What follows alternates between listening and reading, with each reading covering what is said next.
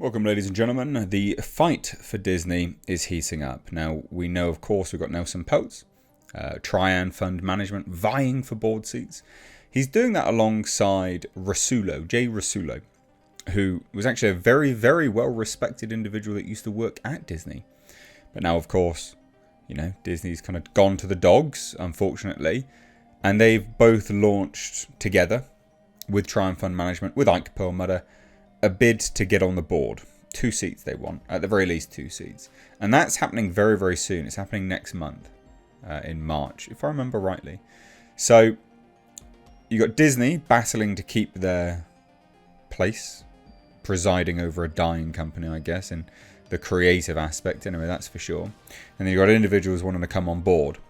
Now, they have launched a website called Restore the Magic, which is obviously good fun. I like the fact that they were so creative with their name. It's quite eye-catching, isn't it? And they've just released a video from Jay Rasulo to basically pitch to investors, shareholders, why they should vote for him and Nelson Peltz. And I thought we'd take a look at it because it is interesting. So hit subscribe if you're new here, guys. Turn the bell notifications on. And follow me over on Twitter at Mr. Reviews. He's right, actually. He's completely right, I will say, as well. So for those that don't know, just as a quick aside, there's a video, like I just said, which encourages them to vote for these two individuals. And it's talking about the creativity at the Walt Disney Company. So shall we take a look? I think some of the most important things to focus on at the Walt Disney Company are, first and foremost, creative content.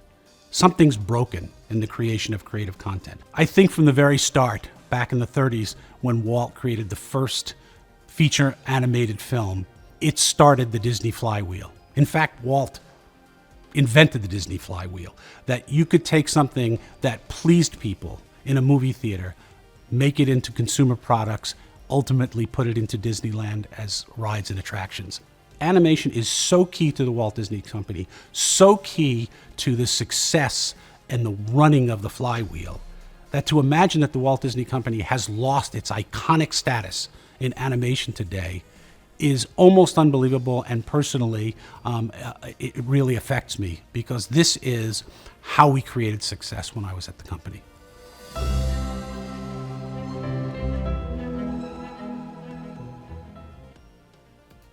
Well, he's not wrong, though, is he?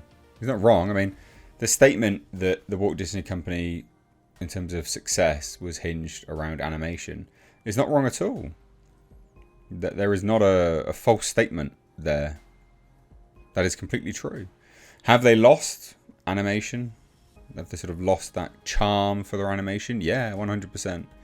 When you've got the likes of Universal and Illumination beating them, financially speaking, on return on investment, that's embarrassing for Disney. That is absolutely embarrassing. And there's been a string of failures under the Walt Disney Company. You've got Disney Animation, and then you've got Pixar. Both those companies, although individual, end up looking very, very similar. Awfully similar. One lacks the charm that the other had. Disney Animation now is a replication of what Pixar puts out. It's a facsimile of it. But it's a poor version.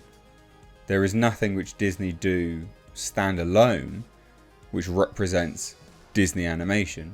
There's Pixar and Disney, and they both look about the same, which is quite surprising, really. And it's one of those things that I think everyone always thought Disney would have, that hold over the key family market, but they've lost it now. They've absolutely lost it. And this is another reason why I think individuals will probably vote for these two people. I do think so. Restore the Magic, they've got their own Twitter. Give them a follow. There's Jay Rasulo, former Disney CFO, thinks something's broken in Disney's famed ability to transform stories into hit films. Yeah, that's true. I mean, if they had more successful films, they'd be able to develop their parks a bit quicker. One, because they'd have more money, but they'd also have something to turn into an attraction. What do they have now that people are interested in their parks? Which is funny, because their parks is actually what makes them money, But what is it that they can recreate now, a brand new attraction? I mean, their new attractions are garbage. Bizarre. So bizarre. Again, look at this. Look at this nonsense.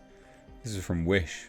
It looked awful. In this article, which I agree with, it says it's hard to argue with Rasulo's comments. The Walt Disney Company's creatives have not churned out anything successful in quite some time.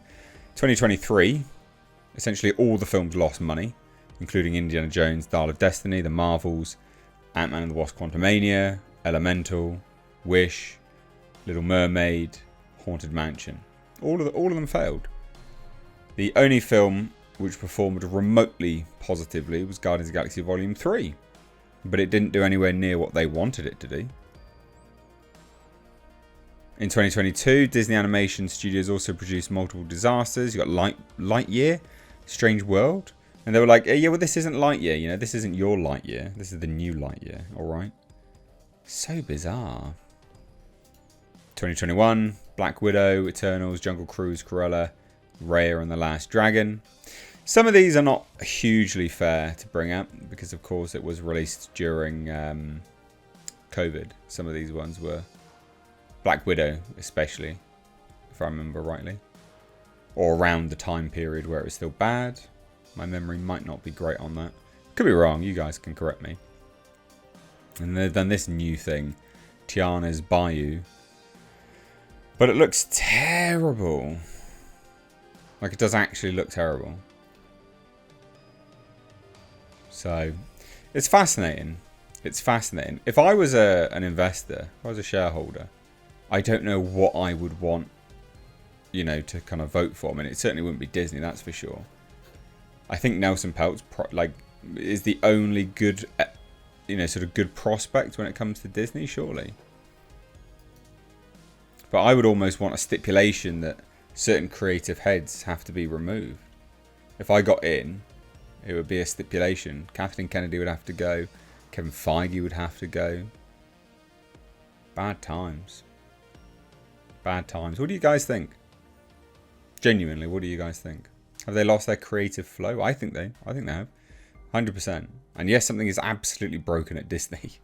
Absolutely something is broken at Disney. When you can just put out flop after flop after flop and not hold yourself accountable. Yeah, there's a problem there, isn't there? So anyway, love to hear your thoughts. Drop it down below. Hit subscribe if you're new here, guys. Turn the bell notifications on. Hope you have a fantastic day. Cheers. Take care. Bye-bye now.